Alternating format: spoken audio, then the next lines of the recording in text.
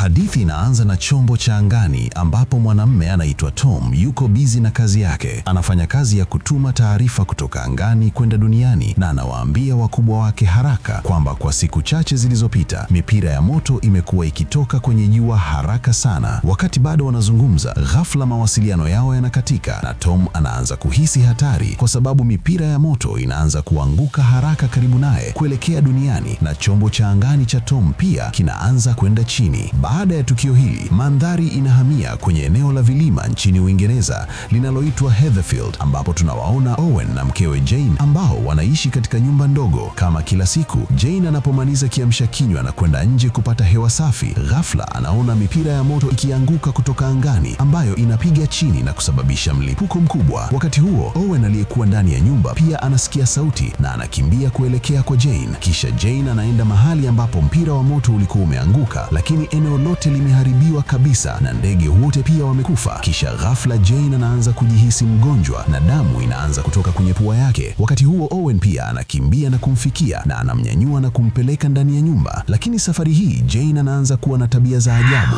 na anaendelea kumsukuma Owen mbali naye. Owen anajaribu kila hawezalo kumtuliza, lakini tabia ya Jane inakuwa tofauti sana, kama anageuka kuwa zombi. Baada ya hapo, mandhari inahamia tena kwenye jiji la London ambapo watu wako busy na ratiba zao za kila siku. Kisha tunamuona msichana anaitwa Susan kwenye cafe ambaye anafanya kazi kama mhudumu. Baada ya kuhudumia wateja wote, anapumzika kidogo. Miongoni mwa wateja hao tunamuona pia mvulana anaitwa Jem ambaye anapanga safari na marafiki zake, lakini ghafla baadhi ya mipira ya moto pia inaanguka kutoka angani katikati kabisa ya jiji, jambo ambalo linaleta machafuko kila mahali. Kisha kundi linaanza kukimbia haraka kuelekea upande wa nyuma ya cafe, lakini mwanamume mmoja hapo haendi nyuma na badala yake anatazama watu wakikimbia kupitia dirisha la kioo. Kundi linatoa simu zao haraka kuomba msaada, lakini hakuna simu yao iliyo na mawasiliano, jambo ambalo linaeneza hofu zaidi miongoni mwao. Kisha ghafla ndege anagonga kwa nguvu kwenye dirisha la cafe na kufa, na yule mwanamume pia kwa hofu anarudi nyuma na kusimama na kundi, lakini hawana wazo la nini kimetokea nje. Kisha ghafla mwanamke anaingia kwenye cafe na uso wake ni mweusi kabisa na damu inaanza kutoka mdomoni mwake. Susan anakimbia haraka kumsaidia na kumpa maji, lakini mwanamke huyo yuko kimya kabisa, hasemi neno lolote. Kisha kundi linajaribu tena kupiga simu kuomba msaada, lakini hakuna dalili ya mawasiliano yoyote. Ghafla kengele ya tahadhari ya jiji zima inaanza kulia na Susan kwa hofu anaanza kulia, lakini Jim anakuja kwake na kumfariji akisema kila kitu kitakuwa sawa. Kisha mmiliki wa kafe anawasha TV na kuliita kundi kuja kutazama, ambapo inaonyeshwa kwenye habari kwamba hakuna jiji lililosama sasa hivi na watu ambao bado wako hai wanapaswa kukaa ndani ya nyumba au kutafuta mahali salama kwa sababu hali ya nje ni mbaya sana.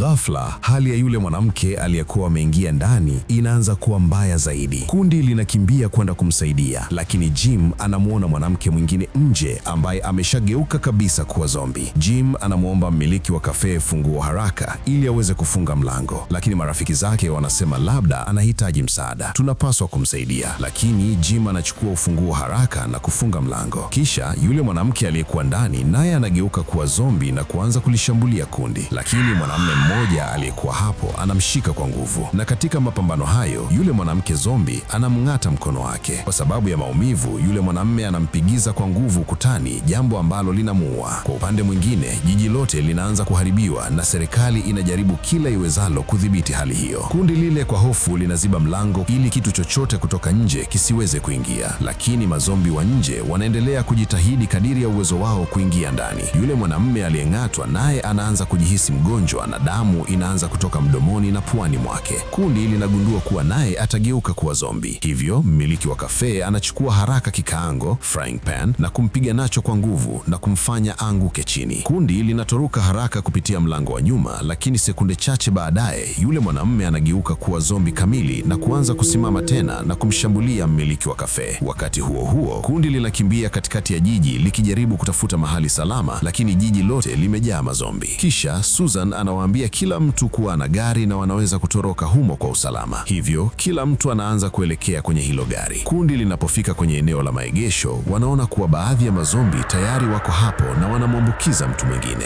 Kundi linasogea taratibu kuelekea kwenye gari, na wakati tu wanaingia ndani, zombi mmoja anakuja kutokea nyuma. Susan anazima gari haraka akifikiri mazombi hawatawaona, lakini yule zombi anaendelea kujaribu kufungua mlango kwa muda mrefu. Kwa hofu, wengine wengine wanamwomba aendeshe gari na kuondoka. Hivyo Susan anawasha gari tena na kuondoka, akielekea moja kwa moja kuelekea Heatherfield. Kiukweli Jim na Susan wote wanatokea Heatherfield, hivyo wanapanga mpango wa kwenda kwa familia zao. Lakini katikati ya safari tairi la gari linapasuka na hawana tairi la ziada, hivyo kila mtu inabidi aendelee na safari kwa miguu. Baada ya kutembea kwa muda mrefu, kundi linafika sehemu ambayo wamezungukwa na mazombi pande zote mbili. Hivyo kundi linakimbia haraka kuingia kwenye jengo na Jim anaziba mlango kwa fimbo ya mbao ili waweze kupata muda wa kutoroka, lakini mazombi wanavunja mlango na kuanza kuingia kwa nguvu. Kundi linaanza kupanda juu haraka kwa kutumia ngazi na kisha mpira wa moto unakuja kwa kasi kubwa na kulipiga jengo, jambo ambalo linabadilisha muundo mzima wa jengo. Pamoja na hayo, kundi linajaribu kila liwezalo kuendelea kwenda juu. Ghafla, Susan na Jim wanaachwa nyuma ya kundi na zombi mmoja anamkamata mguu kupitia tundu, lakini kwa bahati nzuri Jim yuko nyuma yake kabisa na anamuokoa kutoka kwa yule zombi. Wakati huo huo, mazombi zaidi wanawasili na wawili wanaingia haraka kwenye chumba cha karibu, lakini ndani ya hicho chumba kuna zombi pia ameshika nyundo. Jim ananyakua nyundo hiyo haraka kutoka mkononi mwa zombi na kumpa Susan, na wote wawili wanatoka kimya kimya nje ya chumba hicho. Wakati huo huo, washiriki wengine wa kundi wanafikia ghorofa ya juu ambapo wanaingia kwa usalama kwenye chumba kingine. Punde si punde, Jim na Susan pia wanawasili na kuwaona wakiwa hai kunamfanya kila mtu awe na furaha sana, lakini furaha yao haidumu kwa muda mrefu, kwani mazombi wanafikia chumba hicho na kuanza kujaribu kufungua mlango. Kundi halina chaguo lingine zaidi ya kutoroka kupitia dirisha, hivyo wanaanza kutoka nje mmoja mmoja kwa haraka, lakini mazombi punde si punde wanavunja mlango na kuingia ndani kwa kasi, na mmoja wao anamkamata Jim. Kundi linafanya kila liwezalo kumwokoa na kwa bahati nzuri wanafanikiwa. Wanamvuta Jim kurudi kwao na kufunga dirisha haraka. Sasa wakiwa wamesimama juu ya paa la jengo, wanaweza kuona kwamba jiji lote limeharibiwa kila upande. Jim anasema, tunapaswa kurudi chini ili tutoke hapa, lakini washiriki wengine wa kundi wanasema, tumetoka tu kukwepa kifo na kufika hapa juu, tunawezaje kurudi chini? Jim anajibu, hatuwezi kukaa hapa, pia hatuna chakula wala maji ili kuishi mpaka uokoaji utakapofika. Kisha mmoja wa washiriki wa kundi anaona dirisha lilo wazi na kuliambia kundi kuwa tunaweza kutoroka kupitia hapa. Hivyo kundi linaanza kutoka mmoja mmoja kupitia dirishani, lakini Susan bado anaona mazombi wakizurura nje. Hivyo Jim anaamua kuwa watakaa hapa usiku wa leo na kuanza safari yao tena asubuhi iliyofuata. Hivyo washiriki wote wa kundi wanaenda kulala hapo kwa usiku huo. Asubuhi iliyofuata, mara tu mshiriki mmoja wa kundi anapoamka, anaenda nje kuangalia kama hali ni salama au la, lakini ghafla zombi anamkamata mkono wake na kumng'ata. Kelele yake inawaamsha washiriki wengine wa kundi na wanakimbia kumwokoa, lakini zombi anamng'ata kikamilifu.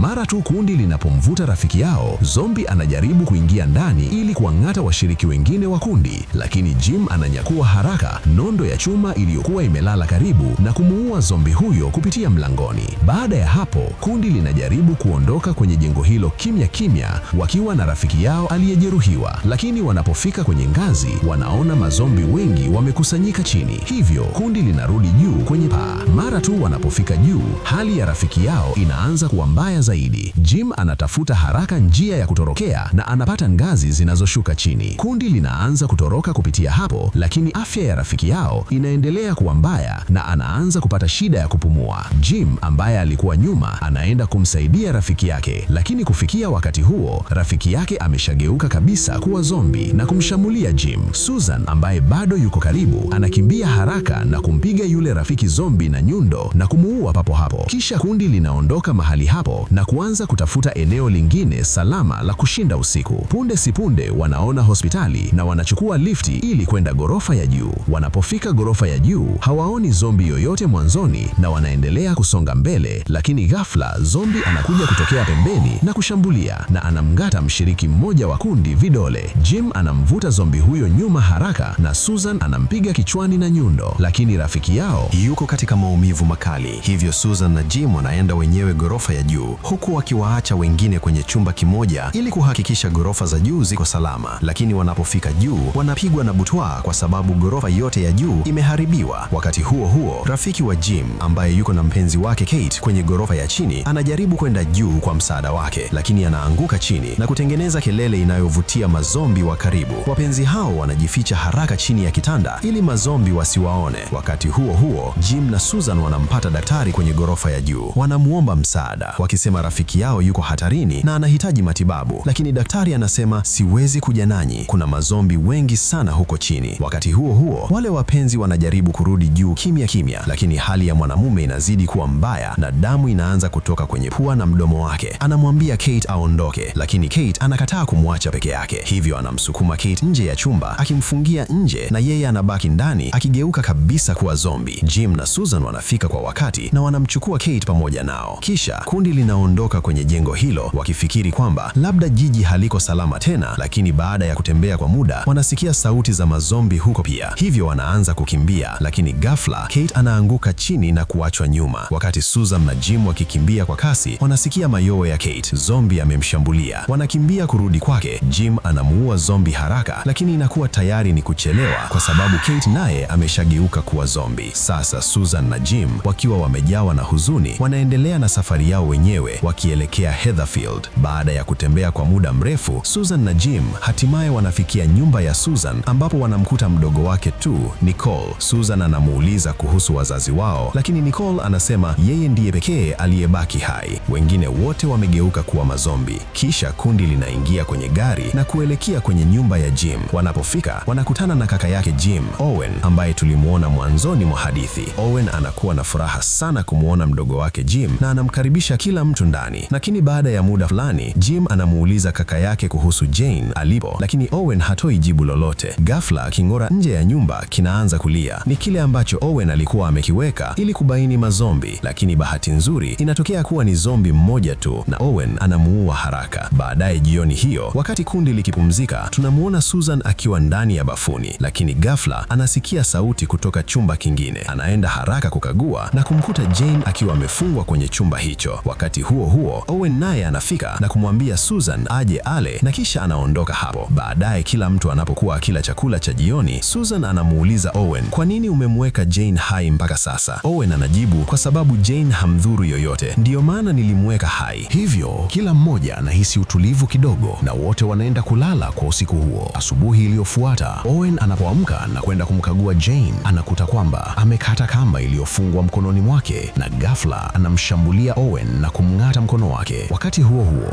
Jim anahisi kitu cha ajabu. Inahisiwa kama mazombi wanakusanyika nje, hivyo anawaamsha kila mtu haraka. Wanapotazama nje, wanaona kuwa mazombi wengi wameizunguka nyumba pande zote. Wakati huo, Owen anashuka chini, lakini Jane tayari ameshajifungua kabisa na ghafla analishambulia kundi. Kundi linafanikiwa kumdhibiti kwa namna fulani na hatimaye Owen kwa moyo mzito ampiga Jane risasi kwa kutumia bunduki ya shotgun na anakufa hapo hapo. Baada ya hapo, Owen anawaambia kila mtu atoroke kupitia njia ya nyuma, lakini Jim anakataa kumwacha kaka yake peke yake. Owen anamwambia Jim kwamba tayari ameshaambukizwa, hivyo hawezi kwenda naye. Hata hivyo, kundi halitaki kumwacha nyuma, hivyo Owen mwenyewe anakimbia nje kupitia mlango wa nyuma akiwavutia mazombi kwake ili kundi liweze kutoroka. Anapigana kwa nguvu na kuua mazombi wengi, lakini punde si punde bunduki yake inaishiwa risasi. Wakati huo huo, kundi linaona kuwa njia ya mbele iko wazi, hivyo wanaanza kukimbia ili kutoroka. Wakati huo huo, mazombi waliobaki wanamkamata Owen na kumng'ata pande zote. Jim, Susan na Nicole wanakimbia na hatimaye kufika kwenye makaburi ambapo kuna kanisa la zamani. Wanaamua kushinda usiku hapo. Mara tu wanapoingia, wanaufunga na kuuziba mlango wa kanisa kwa ndani, lakini mazombi hawaachi kuwafuatilia na wanafika kanisani hapo pia.